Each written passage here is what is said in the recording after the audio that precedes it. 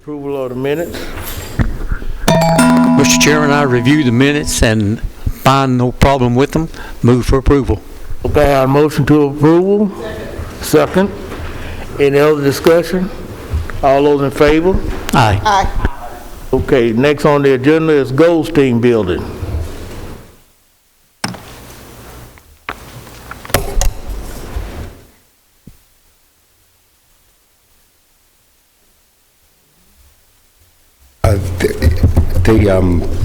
The engineer that was doing the report on Goldstein Building, he had gone on an extended vacation right after the last meeting, and I haven't had an update as of yet since he left for vacation.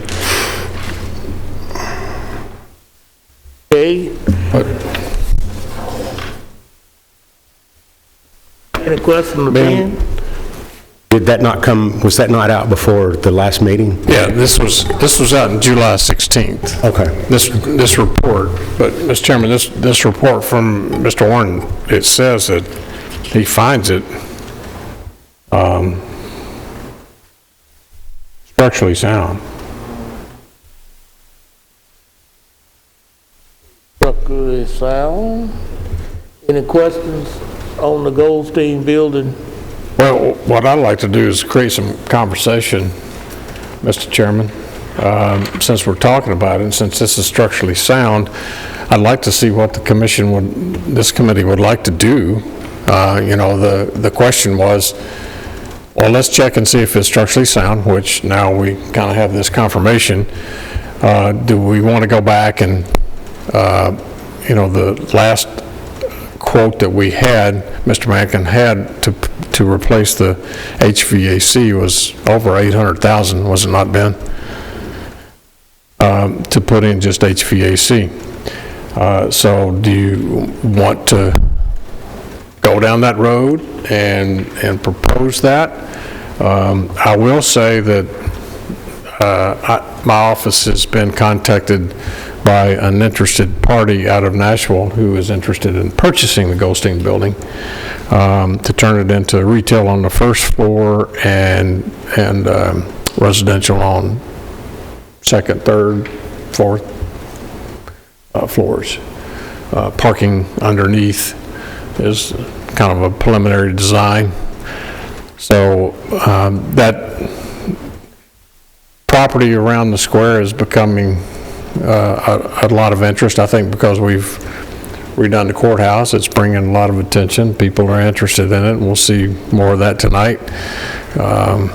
After we sold the bank building, they're well underway of continuing to strip out that building and planning on putting their restaurant rooftop bar in the old Mercersburg Bank building. So just looking for some direction from the committee. What's the feeling of the committee, Mr. Chairman? You want to stay where we are? You want to put new HVAC in, because they'll have to redo all the vents, I would assume. Yes, sir. If we use the system that we're talking about, it's probably the least invasive, but it'll still be a lot of electrical. A lot of electrical. Quite a bit of. That's why the cost is so high. It's a pretty modern system, I guess, for that type of structure. I did get a letter, just to inform the committee, got a letter from our director of codes. Ms. Bell sent a letter to me this week and said that she was quite concerned because she has 16 employees and they're on top of each other, and she said, I don't know what the commission is planning on doing, but she has the largest workforce of any department we have over there with the least amount of space, except for our veterans director, Dominic, who has just one office. But even with Ashley moving out of there, it only freed up one space because she moved over to the old judicial building, or 20 North building. So, I'm sorry? environmental moved out, but that was one office as well. That's correct, Commissioner. Commissioner Cook? I am standing tonight. Good for you. I've been on the county commission for about 30 years, and this building has been a problem from day one since I've been on here. Since we're getting, hopefully, the State Farm building, we can move them, the ones that's in this Goldstein building, to the State Farm if we don't have a better place. They have plenty of parking. Constituents will have plenty of parking. They won't get a ticket over there like they do out front now. And we've put a lot of money in. I even asked how much we put in the last 4 years. Nobody's given me a figure. So what I'm thinking here, it's better for us to go forward and move to the State Farm building than for us to keep it and put it back, let it be sold and put back on the tax base. And what I understand, Murfreesboro would like to bring up the retail on the square, and we're taking up that retail. That's what this interested buyer, she would like to remodel or tear it down, build a whole new complex, but keep it within the design. I guess you can make it architecturally compliant with, I'm sure the city would probably require that as well. You couldn't come in and build a modern type building there. They would want it to look like the square. Mr. Chairman? Commissioner Gannon? I like that idea, but we would have to really think hard. I think the election commission would need to stay on the square, though, wouldn't they? They have sent me a letter, Mr. Jones, Ransom Jones, has sent me a letter saying that the Election Commission would like to keep that location on the square. You know, keep in mind if we're getting ready to break ground on the one stop at Blackman, and we're going to finish it out on the additional space. Maybe, I don't know how complicated that would be if codes were to move there, but somebody else could move out there. I don't think Election Commission wants to move out there. They want to stay somewhere on the square. If you know, all the possibilities, if you tear it down, you could put the Election Commission somewhere temporarily, move them back and lease from whoever wants to build that replacement. There's all kind of scenarios, so that's what I'm prompting discussion of what to look at, you know, but that's what this committee does, you know. We manage the property. We need to be thinking about our constituents instead of what we want done or what the employees want done. We need to think about them. Yes, ma'am. Commissioner Dodd? Thank you, Chairman. I just wanted to reference the final paragraph, if y'all could remind me. Mr. Warren suggests that the next step commence with an analytical portion of the assignment to determine that analytical report would result in questions regarding remodeling, renovation, and repurposing. So remind me, what was the second part of Mr. Warren's proposal or contract? That's what the analytical step is what when he returns, that's what he's just made up, he's just gazed over it and made his first initial assessment. And I don't want to kick the can down the road, and I don't want to stop this really good conversation, so my comments are not in any way to disrupt that, but do we need that analytical portion before we can have much more? Yeah, Commissioner, that's a really good question, and is that covered, is his analytical study regarding potential for remodeling, renovation, and repurposing, that all needs to be considered? Is that what this committee wants to do And is that included in the fee, or is that going to be in addition to, is it an additional fee on top of what we charged him to do the first one? It'll be an addition. Each stage is going to have an Okay, addition. so It seemed like there were 3 components that would rise. That's correct. All the way, the final being design, I suppose. That's correct. And would the analytical portion help us in determining a cost for the building? Would it be of benefit? So just curious if we need to take that step or not. Oh, I think so. I think it would be beneficial. Anything to me would be beneficial if I got to pay $1 million for an air conditioning unit in a building. So that's what we're looking at right now off the bat. So I think we should wait, and if it take this committee in making a decision, I think we should go with step 2 of his study, analytical study, and let him bring his findings back to us before we make a decision. Also, I think we should wait until we finalize the deal with State Farm to see what we're Yes. looking at out there. we have, and I guess we can just go ahead and talk about that, because that's the State Farm agreement, that we have made issued the letter of intent. I've signed it, it's been executed, they have it. The CBRE real estate company represents the company out of Phoenix that owns it. State Farm has now issued their letter of intent as well. So the 2 letters of intent are being taken to Phoenix to the owners of the property. And I talked with them again today, and they haven't heard anything back. You know, if they come back and say they want $35 million as opposed to the $25.5, then we're back to square one, and then we have an extra $25,500,000. We can build a new building behind us, or tear that one down, or remodel the one we got. Whatever.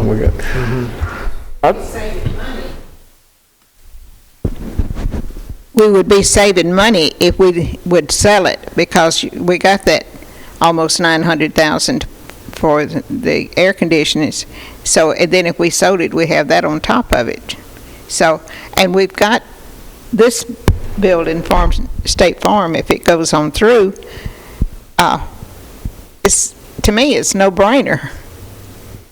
We're not having to put money into it. We got grants that we're using. Yes, ma'am.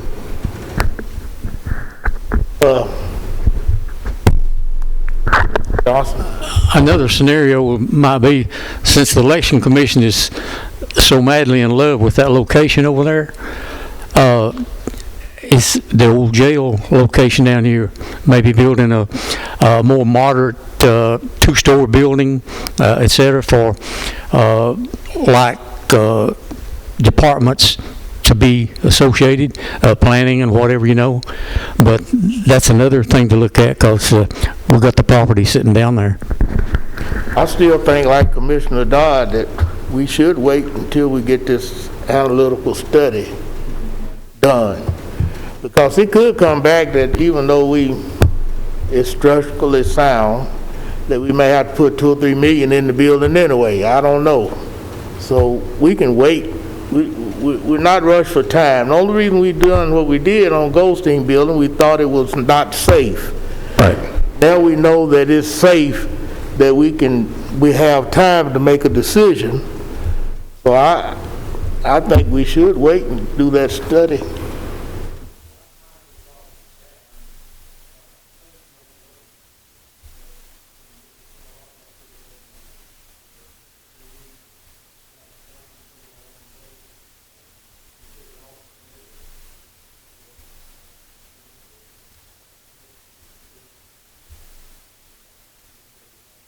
Well, while we're waiting on the study, we still can discuss it and have different ideas. You can have a plan B and a plan C. Yeah.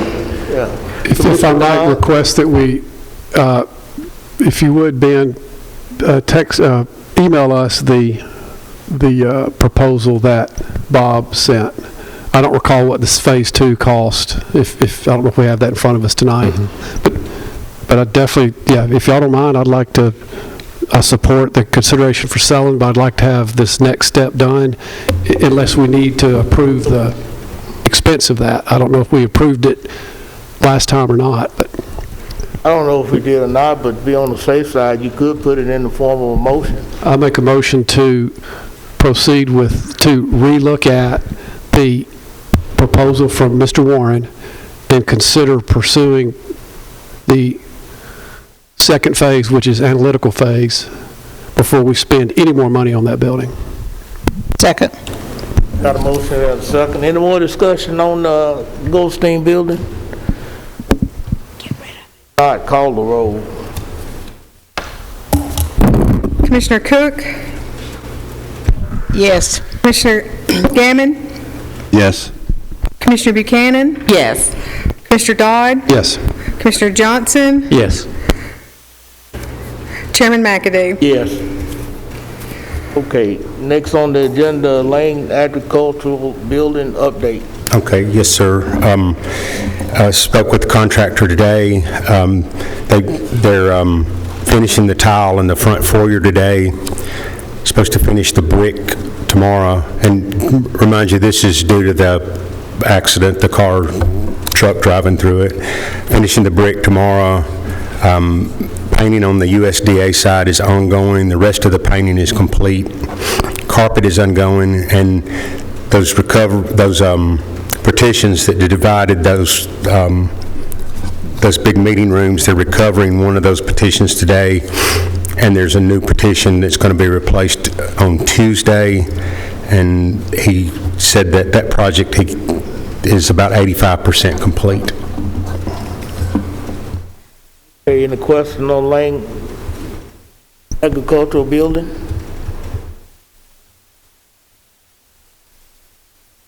Okay. Well, Mr. Chairman, Mr. Mankin, are we going to discuss the architectural rendering for the new building at Lane Agri? Mr. Marshall's here. We're going to call them up next. Okay. Call them up. Are we doing that now? Yeah, we're going to call them up right now. Okay. If you finish with Lane Okay, I'm through with my report. Okay. Conservation Board? Yeah, changes. Yeah, I didn't see that on mine. Thank you. Thank you, Mr. Chairman, and for allowing me to add to the Lane Agri Park update. Again, my name is John Marshall, Chair of Conservation Board. As you know, the Conservation Board has been charged since the very beginning of overseeing the facility side of Lane Agri Park, which houses all of our extension offices, soil conservation, and livestock arena and farmers market. We're proud that our farmers market brings in usually over 80,000 visitors to the farmers market annually, and we have and host over 1,000 events at Lane Agri Park in any given year, with roughly over 180,000 participants. So, as you can see, we have, it's a very busy place, and it definitely has done everything that the commission at the time, and I know some are here that were a part of that when they supported it, has definitely served everything and served our community in the ways that we had hoped that it would. Because of such demand, though, we have had stretched on our facilities and with our programming needs, so we have discussed with the Ag Committee in working with a company to evaluate the feasibility of increasing programming space at the facility, and so we have just started that process to have some of those discussions and formally have a company work with us to have that conversation with renderings and the feasibility of it. We're just in the, as you know, with the very early stage of that process, and we would involve all of our community stakeholders in that discussion, especially if it involves programming, working with Mr. Tuggle, who works with the board closely each and every month, and the facilities as well. But we wanted to make sure that this committee stayed updated on where we were with that progress. Okay, how many questions while we have him up here? Questions from the committee? Update. Okay, next on the agenda, One Stop.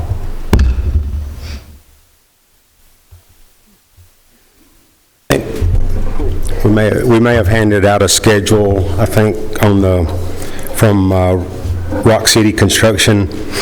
So Rock City, they have they've done the schedule, and they've got the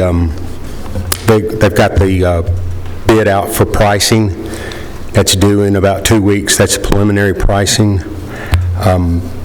I think we said the groundbreaking should be early November, 60 days from the pricing.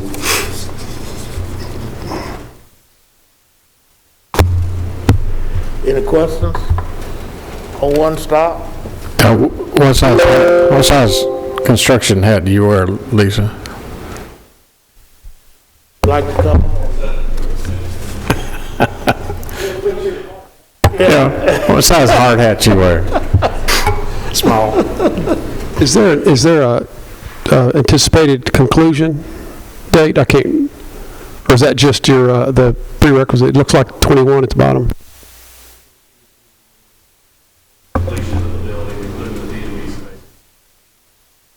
21 or 22? 22?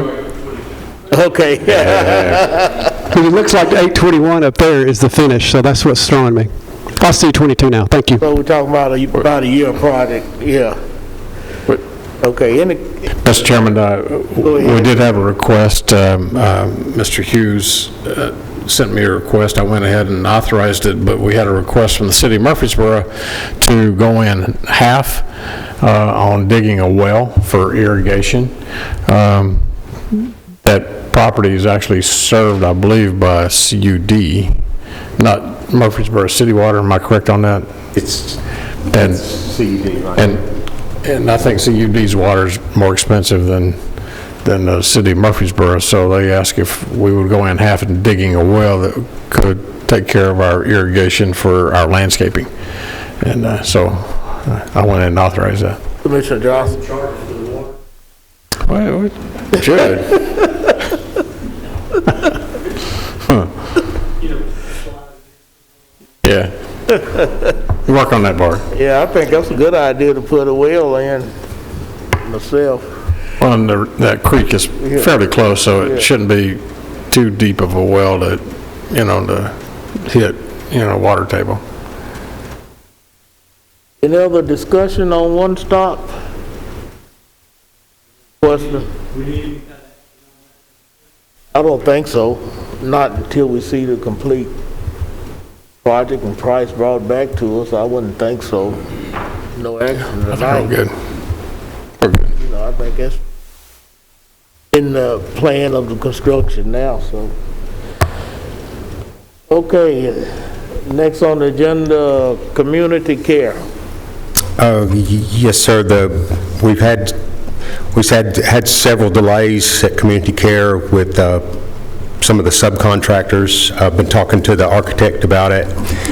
He didn't really feel like the contractor's at fault, but he does feel like we've got a problem with some subcontractors, and they've used a wall covering that's kind of it's behind the beds, and it's almost like a Formica type material, and they tested it, and they thought everything was good, but now after they've put some of that in place, it's starting to buckle, and so the project's, they're still saying they're 4 weeks away to end this project. Hey, Commissioner Cook.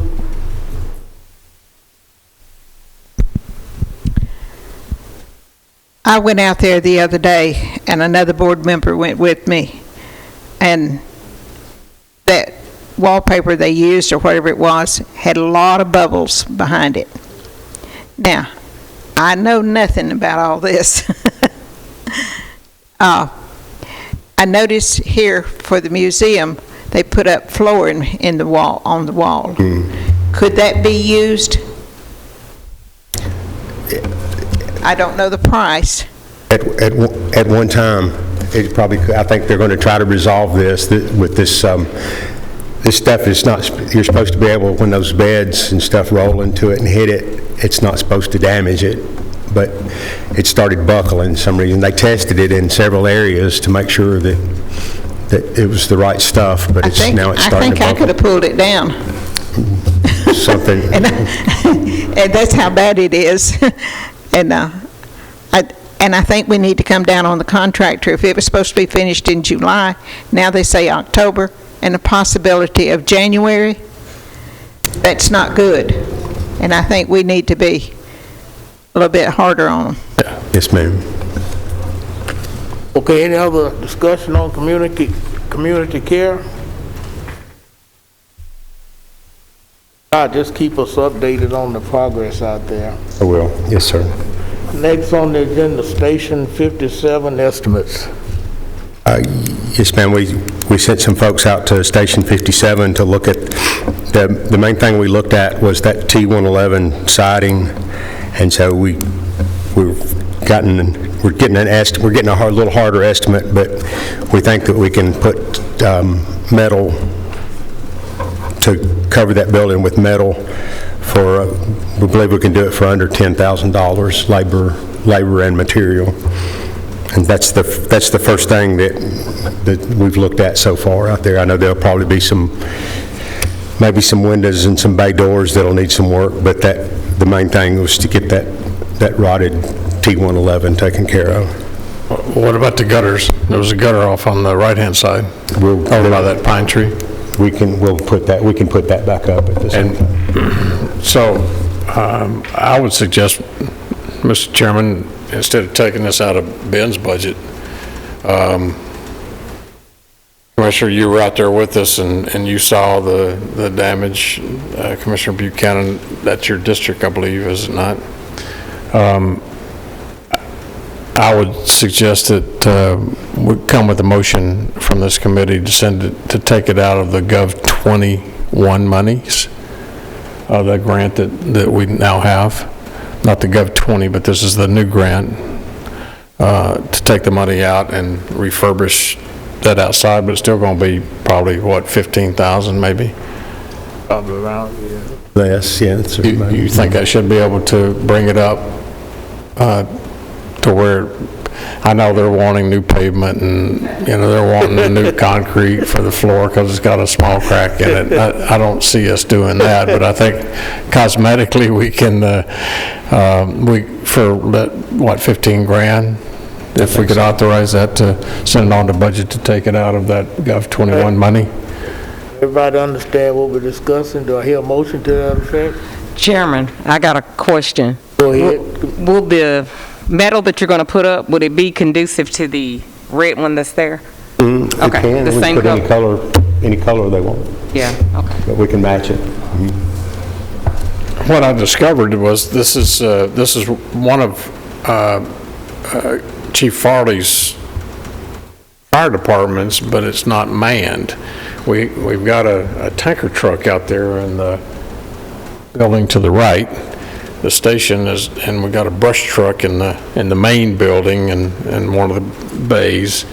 But then that's where the two beds are for sleeping quarters and the kitchen, et cetera. And I thought it looked nice except for the dead flies in the kitchen. But, other than that, I thought it was clean. We just need to clean it up on the outside a little bit. And maybe at some point in time we might be able to pave the parking facility.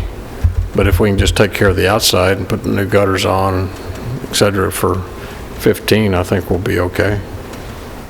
Do I hear a motion from the committee? I would make a motion that we take the money from the Gov 21 Gov 21, yes, ma'am.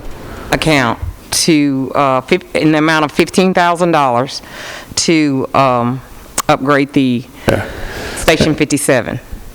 And the only reason I say that is because that's the grant money that we have, the 1.7 million that we got this year, and it wasn't budgeted in Ben's account. He budgeted for different things for around the county, and I'd hate to deplete it out of his account. Second. I got a second from Commissioner Cook. Any other discussion on this project? Chairman, Commissioner Gannon? just out of curiosity, I see that tree that's set. Do you see the tree by the main building back behind? That's the big pine tree. I didn't know if that was damaging It's leaning on the roof, and if Ben's crew can't get out there and trim it up, No, it's a nice pine tree, but you can see all the needles have dropped down into HVAC and clogging up. There's no gutter on that left-hand side, or excuse me, the bottom side, and that's where all that outside board needs to be replaced. The mold is wicking up the outside of that building that Ben will cover, so let his maintenance crew determine whether the tree needs to come down or not, but we don't want it damaging the building any further. Report on that tree. Any other discussion? Mr. Chairman, thank you so much, Ben. I appreciate everything that you're doing. Yeah, we do. Any other discussion? Got a motion and a second. Let's call the roll since it's money. Commissioner Gammon? Yes. Commissioner Dodd? Yes. Commissioner Johnson? Yes. Commissioner Cook? Yes. Commissioner Buchanan? Yes. Chairman McAdoo? Yes. Okay, next on the agenda, Old Rockville Gym. Yes, sir, Mr. Chairman. So we've looked at the roof out at the Rockville Gym, and it's going to have to be covered. I talked to Trey over at the school board, and he's willing. They're going to use that gym for wrestling, and so they've agreed to split the cost with us.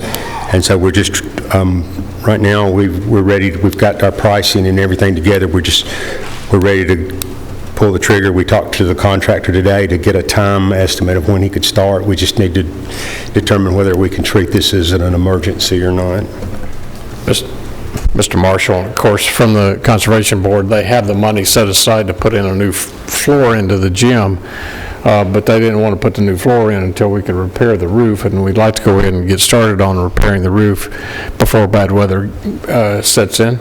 Are we looking at using the foam, or what are we looking at on this roof? You've got 3 quotes?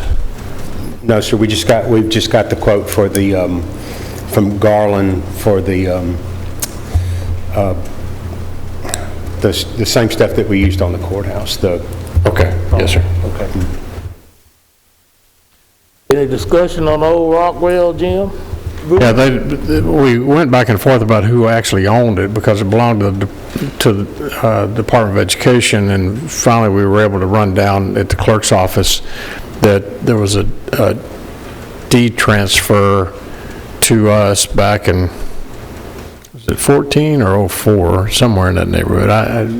But anyway, they transferred the deed back to the county. We now own it because the Rueton Club actually was using it for a period of time. But because the Rockville High School wrestling team wants to use the interior of it, once the new floor goes in, then that's when I negotiated with Mr. Spurlock, told him we go 50%, if they'll go 50%. And he agreed to that. After he found out that we own. First they were ready to do it all, then they found out we didn't own it, and they wanted us to do it all and putting pressure on us, and then I found out they wanted to use it for wrestling, and I said, well, why don't we go 50-50, and they agreed to that. Any other discussion on the roof?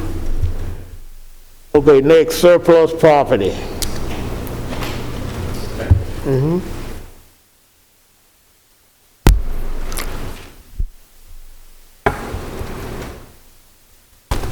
Mr. Chairman, Mayor, Commissioners, just an update basically on the surplus property. We had put together, I told you I would put together a auction date and time for you, and we had set September the 29th at 1 o'clock. We'll actually have it in this room, selling these 4 pieces of property that y'all have already approved to sell at auction. 2 of them are landlocked and 2 of them are not. Just to remind you which ones are which, 4 acres on East Trimble Road is a landlocked piece of property we'd be offering up, and then .23 acres on Midland Fosterville Road, 3.2 acres on Stewart's Creek Road that's landlocked, and then the .53 of an acre down here at the 400 West Main Street, which is the old jail, piece of property that you just mentioned just a second ago.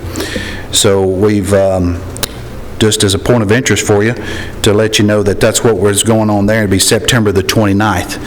I will state that we have been notified from an interested party that was interested in the bank property. They've looked into it, and actually it's the city of Murfreesboro that's interested in the property. I told them what we were doing as far as setting a date for the auction, and if they wanted to do that, but I did want to mention it to you coming to the committee in case you wanted to do something different. You can talk about that just a second if you want to, or ask any questions, but then I'll make you aware of the other two pieces of property. Miller Road is in process on closing out there. The attorney's office is on that. I think they must have had a wrong number or something of the person that's wanting to buy, but anyway, they're on it now. And then Bragg Road in Smyrna is in the process also with the county attorney and talking with that owner. They've actually been in contact. That owner's come in to the office, the county attorney's office, and so they're talking about the issues there to kind of bring you up to speed. Any questions?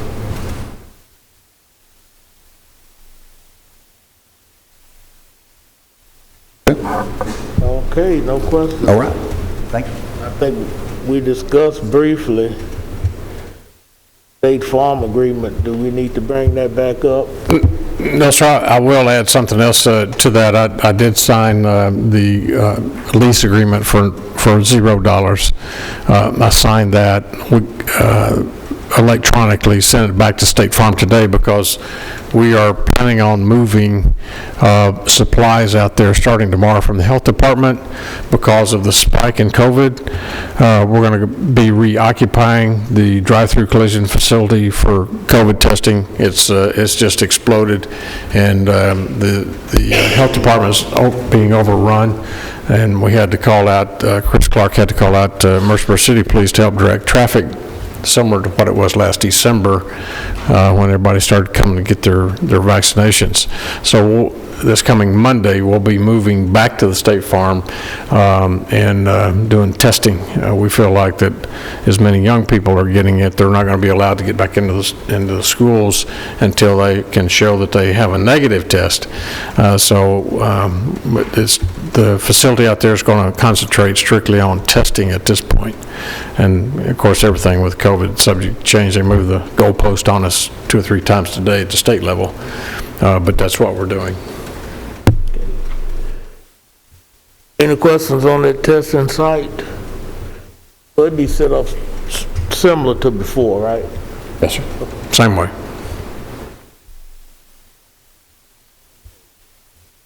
Next on the agenda, Town of Smyrna. Request. Yes, sir. I think what has occurred, if you all will recall, the commission approved giving the parcel, the remnant parcel in front of the fire department in the city of Smyrna. We really didn't have any use for that, but we really couldn't give it away because when we searched the title on it, it was titled to the Rutherford County school system back in 1940, whatever, before the Second World War. And so we had to, after approval here, we sent it to the school board, and now they have approved it. It's come back, and so we'll forward that on. This is just for information purposes since we've already passed it and agreed to it at the full commission level. But so this is just for informational purposes. We'll send that on. So that's the information on it. That is correct. Okay, next on the agenda, City of Murfreesboro single maintenance contract, Shelbyville Pike, Rockwell Road. Yes, sir. And Mike, you may want to blend in with me on this one. Mike had gotten a letter from the city of Murfreesboro. You know, we have a few red lights that we own, and we have always worked through the city of Murfreesboro to maintain those lights. And now the city says that they're going to start charging us for the time that their staff spends on working with S&W, because S&W did the maintenance, and we paid for those fees for any maintenance, lights going out or anything that needs to be done to it. But now the city wants to charge us. Is that correct, Mike? Well, they clarified that. They said if they have to spend over an hour or two, they would have to, of their employees' time, they would. But the years that I've been here, they have not. Well, that's They've good. just carried it through the But expenses. they're the ones that go out and actually set the seconds and the number of minutes that it stays red or green or whatever. Yes, sir. And this new traffic signal at Shelbyville Pike and Rucker will be controlled actually from inside City Hall. It has a relay tower that connects with their system, so they can control it from City Hall. Well, that's really good. So it's all virtual now. Yes, sir. And we have 3 other traffic signals that they maintain for us. The one at Jefferson Pike and Lebanon, Las Casas and Compton, and Old Nashville Highway in Florence. And we used to have, DeJarnett and Las Casas and Dilton-Mankin and Manchester Highway, but they've annexed those traffic signals into their city limits, so they take care of those completely. Mike, on the red light at East Compton and 96 going to Las Casas, any update from TDOT? We received a grant to enhance that red light at that location? Nothing yet, sir. Just that the question, are we still interested in receiving money to update the signals? And I said, yes, sir, we are. Okay. But have not heard anything else from that. Send them another email and say, yes, sir, for a second reminder, because I did reach out to, that's always been a problem for us, especially on the east side. The complaints that I've received and Commissioner Piercy has received, and of course, that's part of his bus route. And the light turns so quickly, you might get two vehicles coming east to turn left. In the wintertime, because it sits below grade, that you actually, as you enter from East Compton, it's kind of an upgrade to the main grade of where 96 is located. So people try to turn left, and it's just really dangerous, because if it's wet or in the wintertime, people start spinning their wheels and people are flying down 96 and not able to stop. That's the only, East Compton is ours. Yes. North and south is the state, and West Compton is the city. So it's a complicated who pays for what, but we just want to take care of ours. So I reached out to our road superintendent, Mr. Brooks. He's going to go out and reevaluate, and as far as bringing that, at least putting in a turn lane and bringing it up to grade level, if he's going to see what it would take to improve that intersection there. Mr. Chair, I got a question. Commissioner? Mike. Yes, ma'am. After the hour, this is what we're going to be charged. Yes, ma'am. Yes, ma'am. Per hour. Put your mic on. Per hour. Yes, ma'am. Okay. For all these people. Yes, ma'am. Okay. If they have to work on the light. Okay, If they gotcha. have to, not just a lump sum or anything that, so if one person, the tech, has to work on the light for so many hours, they would charge us. But typically, they just pass on the contractor's bill invoice to us. And I've included on your SharePoint a recent one. Whoops. You can see.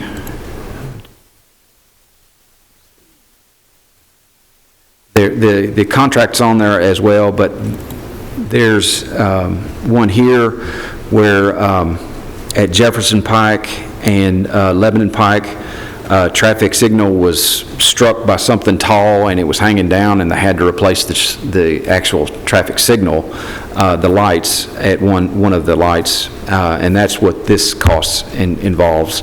The next one is at State Route 96 and 268, Compton. They didn't have any maintenance done on it, so there was no charge. And then the next one is Florence and Old Nashville Highway, that I might have to get the mayor to go talk to the city about, but that's another story.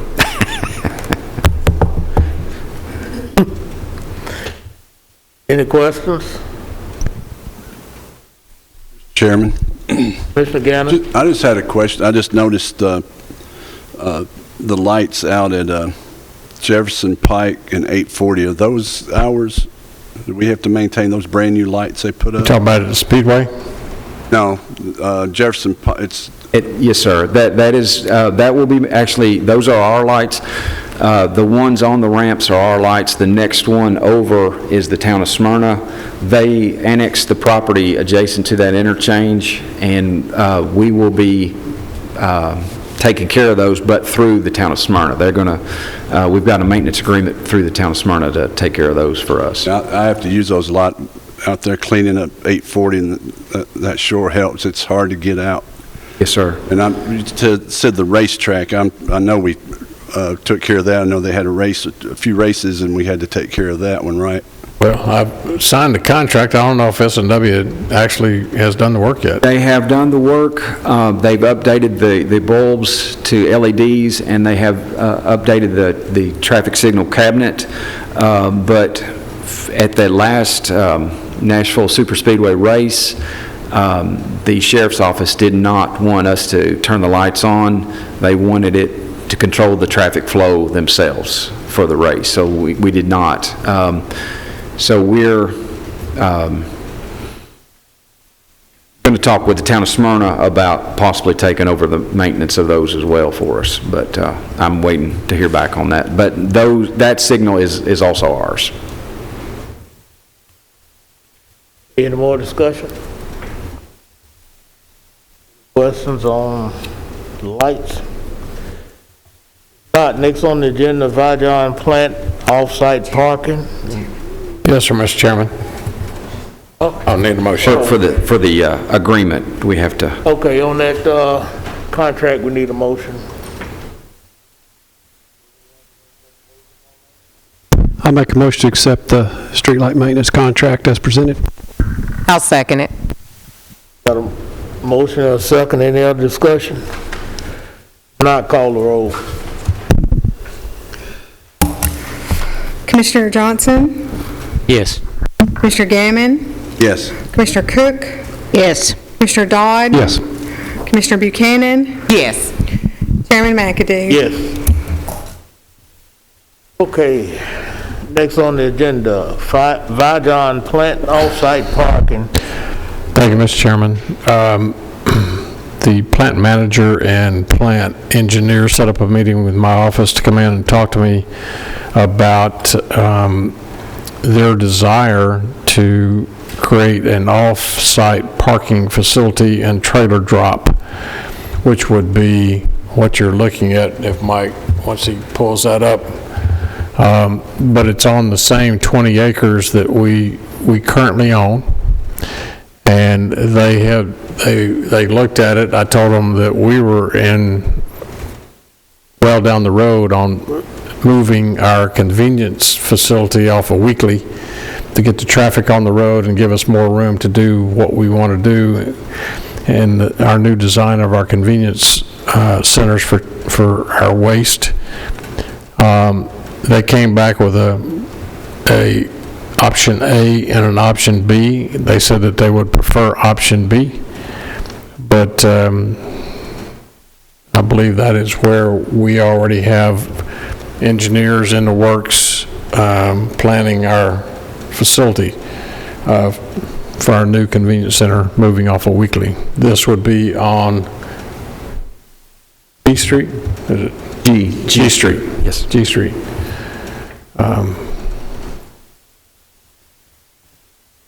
So my question to this committee would be to go back and tell the plant manager that we would be willing, and here's the question to you. Do you want to sell that parcel that they're looking at under option A, which would be the option, or do you prefer to lease that? And they might come back and say, well, we really want where your convenience center is going, and I don't think that's an option, but if they're still interested in option A, do you want to sell it, or do you want, I have no idea what it would, what even the price of that, but that would start us down the road of determining what the cost would be. Or do you want to lease it long-term? They need space. Commissioner Dodd? Thank you, Mr. Chairman. Just my first question is at a higher level.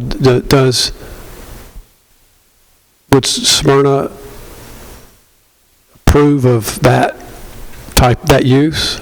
I don't know that we have to have their approval, but... Yes, sir, Mr. Hercules. A paved parking lot. They contacted Mr. Hercules first, the city manager at Smyrna, and he referred them on to us, and, you know, that's a pretty big employer, so they would like to, they'll make things work for them. They've tripled their capacity because they make the...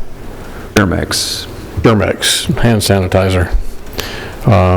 And because of COVID, that is the distribution and manufacturer at this plant, I guess globally, for Germex hand sanitizer.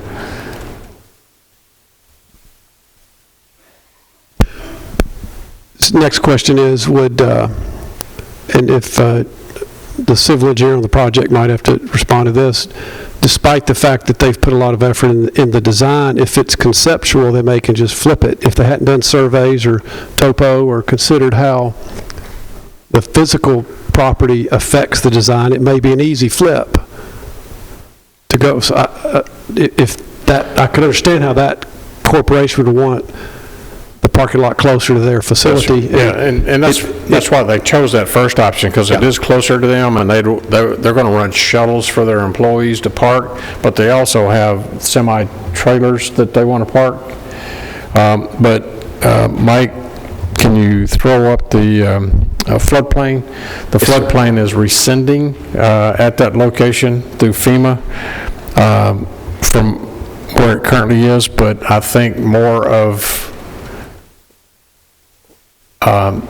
the site that we are choosing that is their number one pick is, I would rather us continue to use that, because I don't want our trash floating away.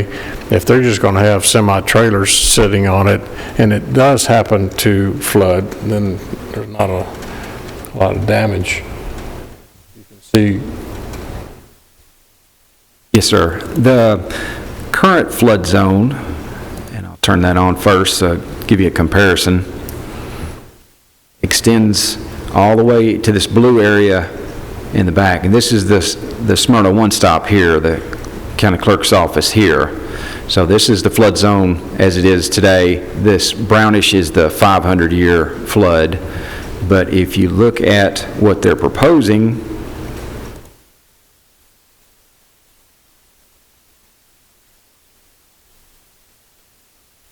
this blue area is being removed, decreased from the 100-year or the 1% flood zone. And this grayish area would stay. This is a reduction in the 500-year in the yellow. And so a lot of this area is being removed from the FEMA flood zone, is what the mayor was trying to lay. And Mike, even if we continue on at our preferred location, we'll probably put in Smyrna will require a retention facility as well? Yes, stormwater would still be required, a stormwater management area, even though we're a stone's throw from the lake here, they would still require stormwater management. So a large parking lot for trucks and cars would require a quite large stormwater management area. It would either location, A or B, require different minimum pad elevation? Would either one in your, I know you hadn't studied it, but would one site be a more or less fill? The site that we were proposing to put the convenience center is a little bit higher in elevation, so there would be less work done on it in this corner here. As you go to the northwest, the elevation goes down in elevation, lowers in elevation, so this is a little bit lower down here. So this is about 506, there's a 504 right there. So less work would need to be done on this area for our structures. For non-livable space, it's usually just 1 foot above the base flood elevation. But it would not have that requirement in this area for parking. Let's don't get into trouble like Waverly has gotten into in some of these places. Let's build it up or something. Of course, you can't hardly build up 17 inches. Yes, ma'am. And that's what I'm thinking about. Some of these flood places we need to be watching. Yes, ma'am, definitely. We do that very, very carefully.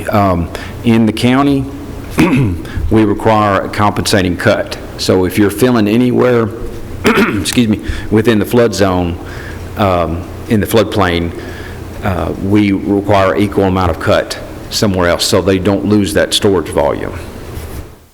But Smyrna is different, and they would be under their own rules. Chairman? Commissioner Gannon? Our one-stop location there, do we feel that in the next 5 years that would need to be added? I don't know if we can add on to it, or would that location ever need to be larger? Or would they ever have to, will we have to maybe find them another place? Are you talking about Lisa Kroll's office? Yes, sir. Well, there is a, if I may, I'm sorry, there is a plan to add parking in this area north of the one stop, and also extend long drive-through lanes and add another window to give them the ability to pay for your tags as a drive-through window. Will we be able to use the, but after January the 14th, we won't have to do the emissions, so we'll be able to use that property there for that. That's going to be part of it? Is that what you're saying? That is on the county property. This property is as well. Yes, sir. Hey, any other questions? Yeah, so it makes sense to stay as with the design we've done thus far. Do we need to discuss lease versus sale or any of that tonight, or is this? I think yes, sir, Commissioner, if this body feels that we need to stay where we are, then the next question would be, we continue on, give our engineer, because they're in the process of taking us up to bid on all 4 locations that's already been approved, the convenient facilities, let them continue on. So now the question before you would be, do you not want to continue discussions with Fijon? Do you want to sell what section of option A would be? Or do you want to lease to Fijon the back portion of that property?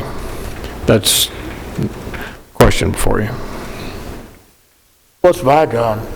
Fijon? What's their feeling on it? Well, of course, they want, they want the closest one, but we're getting that. But they proposed option A, which they're willing to take it because it's just a parking lot. They need room, and I'm willing to work with them, and I think the commission should work with them because they're a large employer in our community, and they bring in a lot of tax dollars as a manufacturer. So if they're willing to take A, then how do you want me to approach it with them? You want me to offer it to them, offer them both? You want to buy it? I don't know I may have to use some of my budget to get somebody to go in and for, under professional services, my budget, I could pay for somebody to do us an estimate of what the going price would be on that acreage.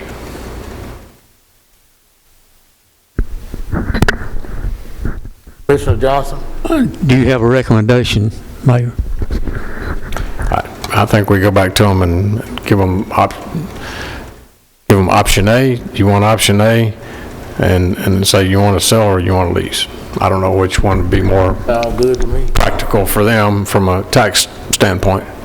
Okay, if we sell it, now that's going to put it back on the property tax roll, right? Sure. Yes, sir. Okay. Now, and I guess it's kind of like asking how high is up. Do you anticipate any future use for? Well, by not leasing it.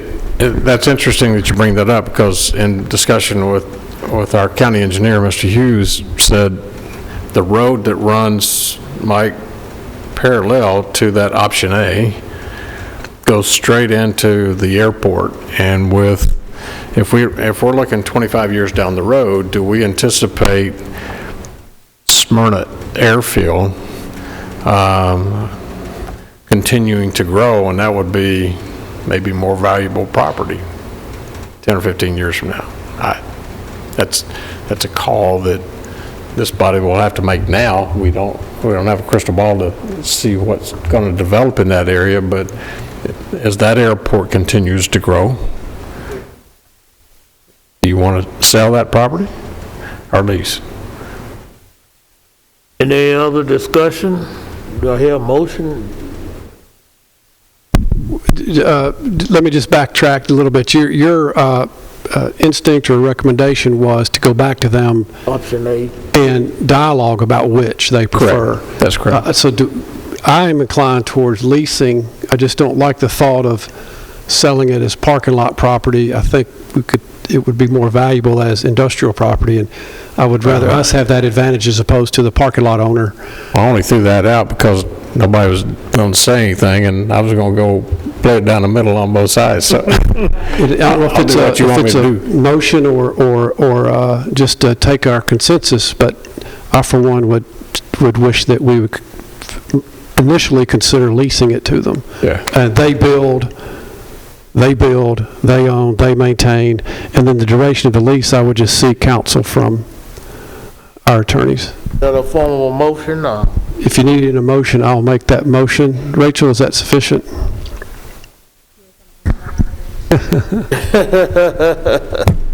Got a motion. Do I hear a second to that motion? I'll second it. We have a second on leasing under option A, basically what you're saying, correct? Leasing option A, I think. Option A. Yeah. Okay. And then I would want to hear back from that conversation, so not take it to lease, but that's the option to take before them. I'll reach out to them next week. Okay, everybody understand the motion? Any more questions? If not, call the roll. Mr. Cook? Yes. Mr. Gammon? Yes. Mr. Dodd? Yes. Mr. Johnson? Yes. Commissioner Buchanan? Yes. Chairman McAdoo? Yes. Okay, next on the agenda, amended and restated economic development plan for East College Street Parking Garage. Jeff?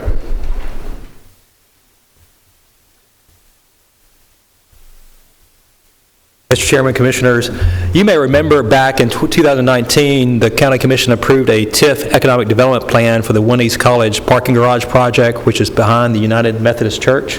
And if you've driven by there recently, you will see a lot of demolition that has occurred on the site where they've started actually doing the site work to get ready for that project. When this project was approved back in 2019, it's hard to think back that far now, but that was before COVID hit. It was before COVID times. And because COVID occurred, it has caused some changes with respect to the time frame of the project and also with respect to the project itself. You know, one of the things that was originally planned for the project was a hotel, and that project is no longer part of the hotel. They had to take the hotel industry has been hurt pretty hard with respect to the COVID industry, and there's been more residential components added to the project now. So this project has gone back to the Industrial Development Board and also gone to the City of Murfreesboro to get approved as an amended plan. So it has to also come before the County Commission to be approved as under the amended plan as well. So we have several members tonight of the team, the One East College team, who have put together the amended plan for the project. We also have Tom Trent here, who has worked with the City of Murfreesboro on the TIF aspect of the project.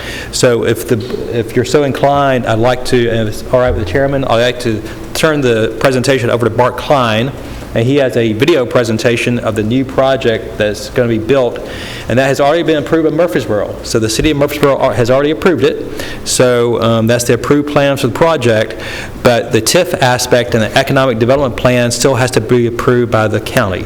So this is why this is coming back before you guys tonight. So with that, I'll turn it over to Bart Klein and ask him to give his presentation. Okay.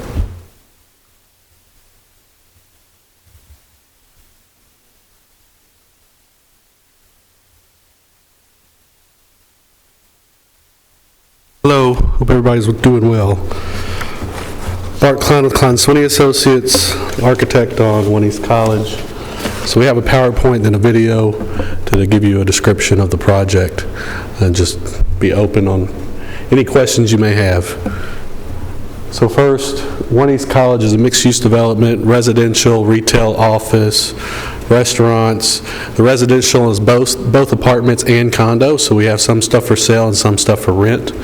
The structure is about 10 stories tall with the ability to go 11 stories in case some of the condos are 2-story units during the pre-sale phase. Very exciting project. This is an image of really where you see the old church. We're repurposing the old church, bringing it back to its kind of historic glory of what it once was, and looking at, you know, what use that may be. And I'm just going to kind of go through for the site plan. So here's the church. In the center there is a parking garage that is 8 stories. So that has both the parking for the site plus there's parking for the public. And it's additional parking required by the city to meet our TIF arrangement. Lining that parking garage, you have the first floor in this pink building is retail. And on this building, which was once the location of the hotel, the first 2 floors is office and retail. And then on the 3rd and 4th floor, this is residential. The first 4 floors, all 4 floors of this building in green is residential. The top 3 floors on top of that first floor of retail is residential. And then you have condos that sit on top. There's parking around the entire perimeter, except for East Lytle Street. This is our entry into our public parking garage, and this is the main promenade, which is the main entry to the project. So you'll see in a minute, but once you come into this point, it's the vertical elements such as the elevator, stairs that take you up into the offices, the residential piece, all the different pieces of the project. Any questions about the site plan? Are you oriented correctly? You see where we are on College Street.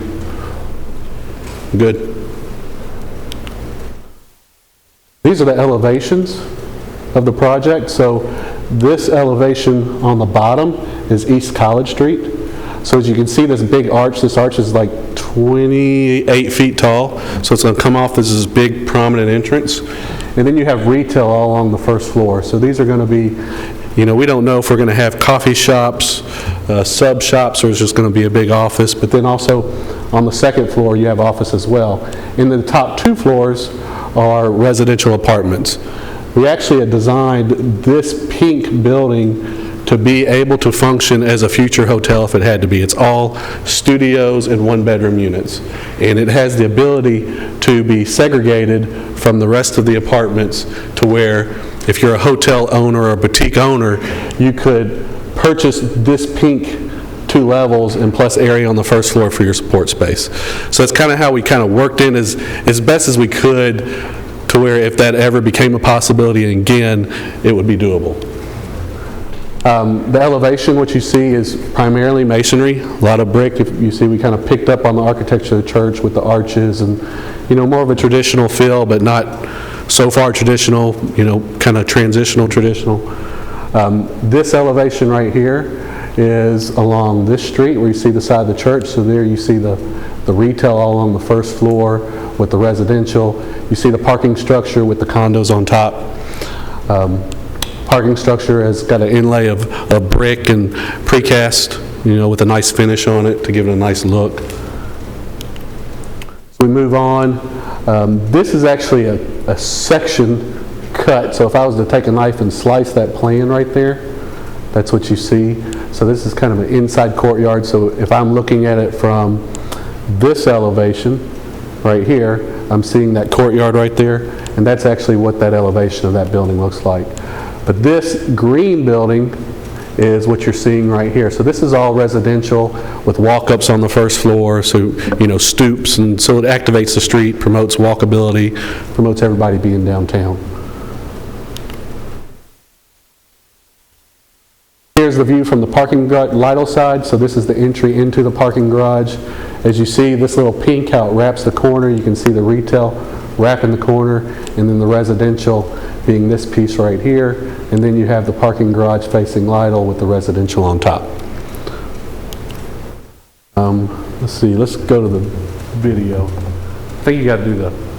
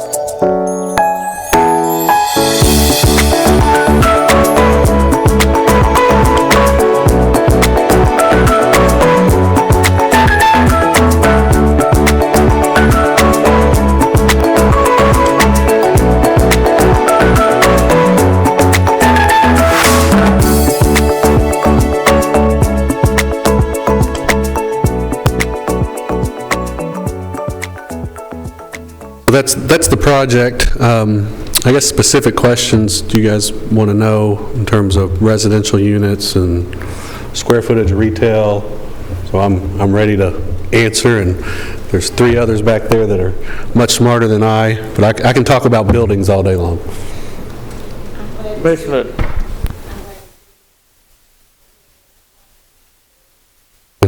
Yes, sir. We need that desperately. And studios, correct. It seems to be a rather dramatic change in reorienting the parking garage from the perimeter to the interior and all those kind of things. Yes. It looks great. Do we have any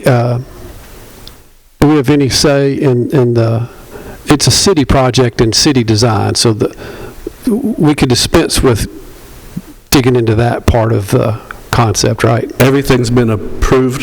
Okay. The PUD, the design's been approved. So we're basically here today talking about TIF. About TIF. Okay. Did you increase your residential units I know the hotel units Yes. became, in addition to the hotel, you've added more retail throughout. What used to be the hotel? Yes, we have 200 and, let me see here.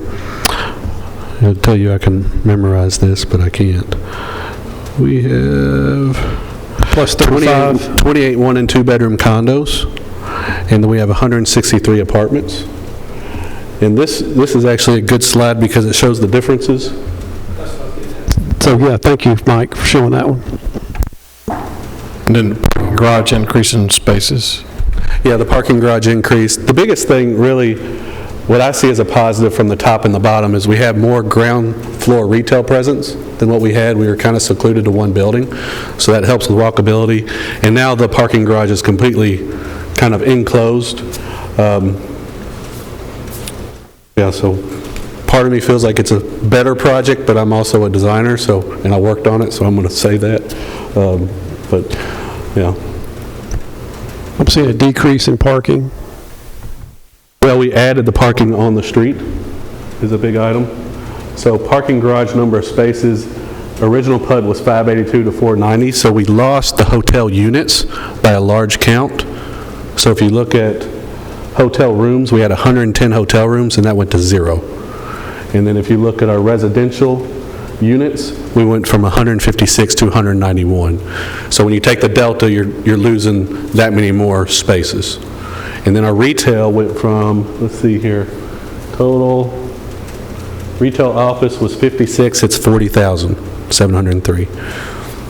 We had more office before, and as you probably know, office is less desired at the moment, since we're all some are still working from home. My crew's not, but a lot are. So, Mr. Klein, will the residents share the same garage as, the public? Yes. Okay. Yes. And Bart, Correct. We're all excited about it. They're pioneers in a way because there's really nothing downtown to compare it to. Everything's out on the interstate. So, I was in Minneapolis over the weekend driving. I don't know if you've been to Minneapolis. It's kind of sprawled out city with a bunch of little hamlets, but every little hamlet you go to has this kind of project. And it's just, they're like micro cities. And I think that's just the way it goes, especially with cost, living in Nashville. Okay, what is your proposed completion date now? Now, I'm going to let the contractor developer speak on that. I just had a quick question. I really like it myself, but I just wanted to let you be aware of some issues. Did you say the garage is open to the public and the residents? It is. Just know that we've had issues in this parking garage with vandals. It'll be secured in terms of there'll be security cameras and there'll be arms and gates. And when I say open, they have to pay for a space to come in. So it won't be free. I just want you to be aware of that. Yes. I mean, I'm sure you're all on top of it, but... Yeah, one thing that's nice is the city is putting a satellite police station right here on the first floor, which all the bike police, they're going to be there, so it's almost like having on-site security, so it's nice. That was going to be my next question about security. Most definitely. Yeah, I think this will be a project that you see that's going to spur a lot more and help the downtown. Kind of like what you're looking for. Some more retail, some more tax dollars. How many floors were added? 6 to 11? There are 10 floors with the ability to go to 11 in the PUD. The previous plan had how many? Previous plan, can Was we it go back to that 6? sheet? No, it had, we're actually a little bit down. Dropped to. Yes. Yeah, so residential, let me see, maximum allowable height, we were 12.5, and we are now 11, so we're down. We really, I don't want to say this, but we're probably going to be 10 floors because what we found out from the people that are interested in the condos, they're kind of empty nesters. They don't want they don't want the stairs, to put it. But we didn't want to take it out in case the market changes. It gives us some flexibility. So what is that proposed completion date? Brian, proposed completion date? End of '24. So what you should see when Brian gets done demoing, the next phase will be the parking garage will go up, the condos will go up, and then this pink building will start, and then the wrap will start.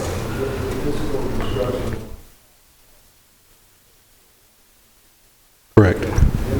You want to repeat that?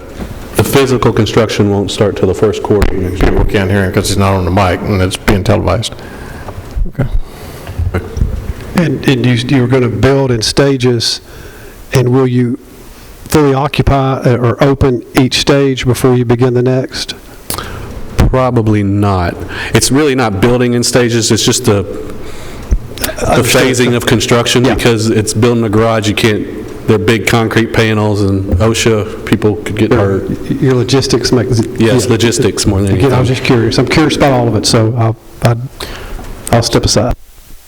So, Mr. Chairman, the question before the committee tonight is for approval, and I think, Mr. Reed, if you'll come back up and explain to the committee what you're asking the committee to do we have already approved the first TIF and what that applied to, and so your request is So this increasing the request TIF. is to, yes, and we do have Tom Trent here. We could have him address the Yes, sir. TIF, because it's been a while since we talked about the TIF. The county has never done a TIF before. The city of Murfreesboro has never done a TIF. So this is the first TIF the county has done.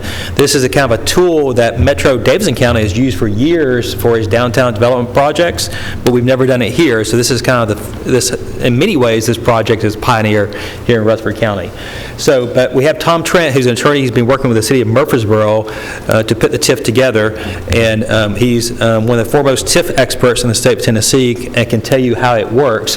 The bottom line is that the county really doesn't have any money that puts into the project, but to the extent that you're increasing the tax base of the county, a portion of the increased tax base is then rebated back to the developer to use for some of the public components of the project, which in this case is the parking garage. So the money that is rebated back to the developer is only for the parking garage portion of the project, which is the public component of the project. At the end of the day, there's no liability to the county if this is not built. There's no liability to the city if this is not built. So the TIF is kind of, in many ways, if the TIF never happens, there's no liability to anyone, unlike a pilot where you're giving tax incentives on the front end of the project. So with that, I'll let the expert talk about this, who knows far more than I do about it. And this is Tom Trent. Good evening, everybody. I'm going to give you just a 2-minute lesson on TIFs. Sometimes we take about 3.5 hours doing that, but I don't think we want to do that tonight. The short version is the Industrial Development Board, under the statute, adopts an economic impact plan that sets forth the plan area. In this case, it's this one city block. You then take the incremental increase in property tax as a result of the development, and you can use that to help provide an incentive to the developer to help them bring the project to fruition. So you're only using new money that's not currently on the tax rolls. That's why this is a self-performing incentive, which is nice. So of that incremental increase in property tax, by statute, the county and the city have to keep the portion of their budget that is dedicated taxes. That's the portion of your budget that's used for debt service. So you will get that money right off the top. So the amount over that, we can make up a definition and call it the available increment. That's what will then be used to help fund the cost of the parking garage. So the way this will work is really quite simple at the end of the day, and the documents are not terribly long. You can see the plan attached to your resolution. But once the project's done, by the end of 2024, and it's assessed by the tax assessor, but in any event, by the year 2025, the increment will then be used to help either repay the cost incurred by the developer or to repay a loan that the developer finds itself to fund just the cost of the parking. And under our statutes, cost of parking can be used and repaid with these funds without approval from anybody other than the Industrial Development Board, the city, and the county, who are using their increment to help fund the costs. You don't have to get state approval. If you were to use the funds for something other than public infrastructure, we get permission from the comptroller and the commissioner of ECD. That's not required here because the statute defines the parking facilities as public infrastructure. So, quick summary, it's all new money being used. It's capped in this deal at $9 million. They'll do no more than 15 payments, 15 years of increment, starting in 2024, 2025, depending on when it's assessed and complete. And the earlier of those two time periods, when the $9 million is paid back, or 15 payments, it's over. And at that point, all this property tax revenue continues to go to the city and the county just like it normally would have. And in the meantime, all of the sales tax as a result of the project and all the sales tax as a result of the retail continues to go to the city and county just like it normally would, the local component.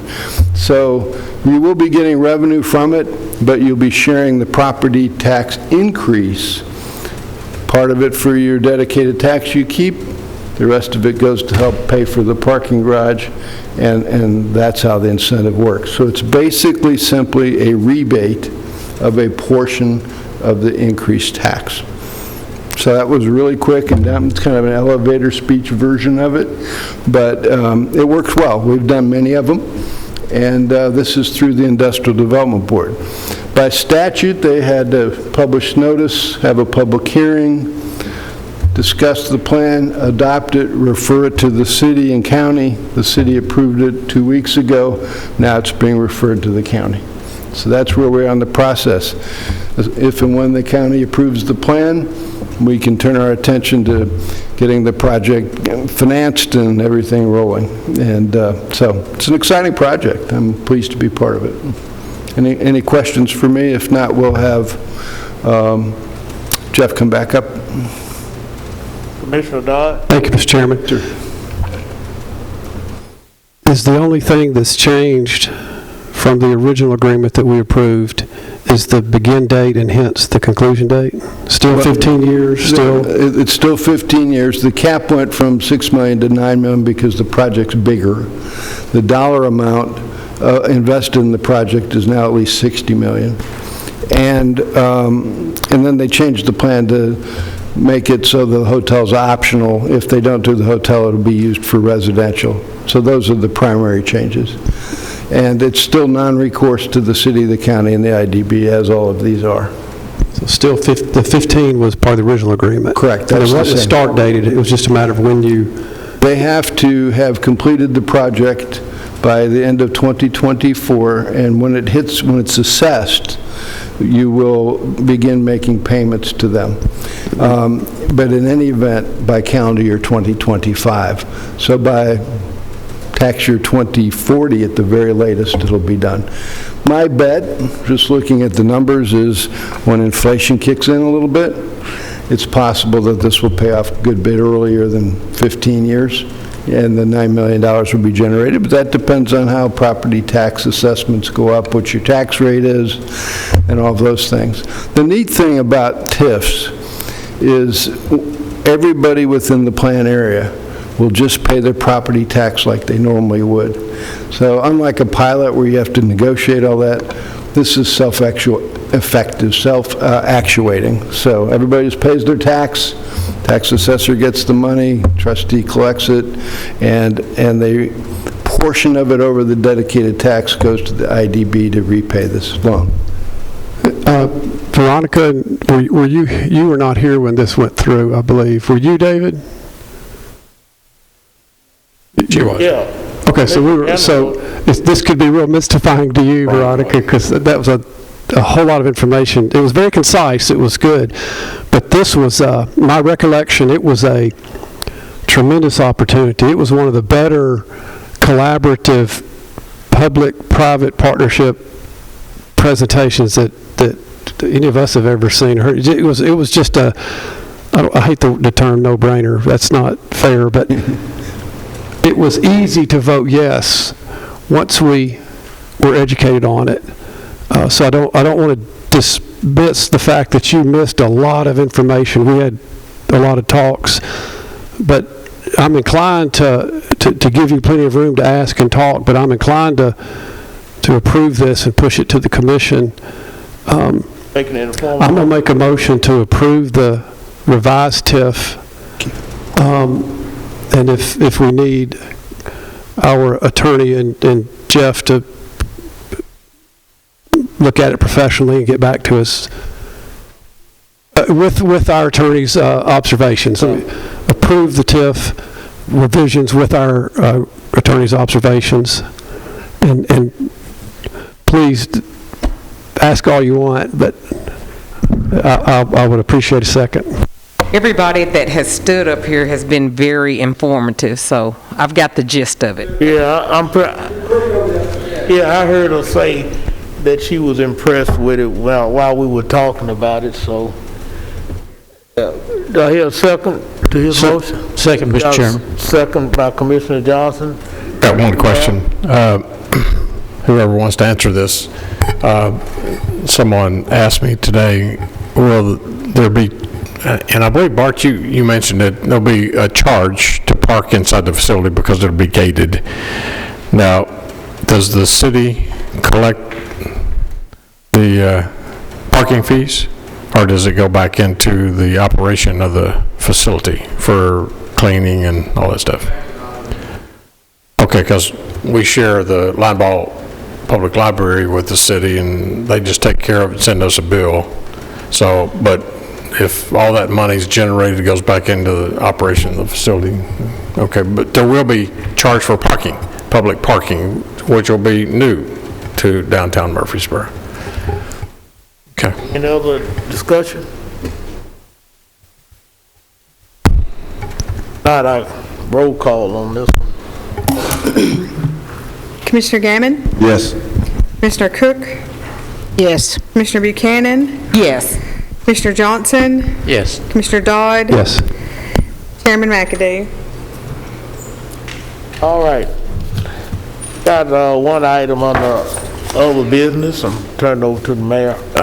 Thank you, Mr. Chairman. Mr. Mankin, I asked him to come back because as I did at Public Safety the other night, I brought a list after I went to each one of the departments and asked them to furnish me the list of things that we actually deleted back during the budget process in order to bring them in line to where we wouldn't have a tax increase, knowing at the same time that you know, I asked the department heads to give me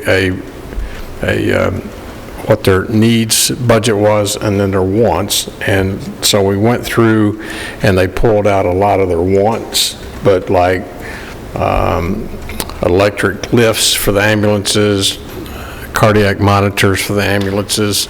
There were a lot of things from the different departments, fire and rescue, EMS, EMA, 2 new trucks, I believe, and that was all approved by the committee. It'll be going to the full budget committee for those requests, because we knew back in the spring we were getting this grant Gov 21 monies coming in. The only thing that I'm asking here tonight that we took out of Mr. Mankin's budget was to include a new lift, or he doesn't have an old lift. It'd be a lift for the first time. That lift would be, because right now when we decorate Christmas time for the courthouse, we have to go down and rent a lift. When the 20 North, the new old judicial building renovated and needs to be pressure washed, we have to go rent a lift. When we have to go change parking lot lights throughout the county, we have to go rent a lift. So now we have this windfall of money in the grant that we can actually purchase a lift for our maintenance department. It gives them accessibility to get up and look at roofs. And also there was a request, I believe, and Ben, you're going to have to tell me, a lawnmower, and is that for the Lane Agra location or for everywhere? It was more for the 319 North Maple. It's got a bagger on it, grass catcher. For where? 319 North Maple to keep throwing grass on it. Gotcha. Okay. 319 North Maple, it has a grass catcher on it. So those were the two things that were deleted from his. We'd like to ask for permission to approve that, to take it from that out of the Gov 21 grant monies and send it on the budget. Commissioner Johnson? Need a motion to approve that? So moved. Motion. Your second? Second by Commissioner Cook. Any more discussion on the two? This goes to budget. Yes, sir. Lifts are really hard to find. It's incredible. We've gone to Canada trying to find a lift. The only thing we can find is 2011, 2012 with a lot of hours on it. Okay, any discussion?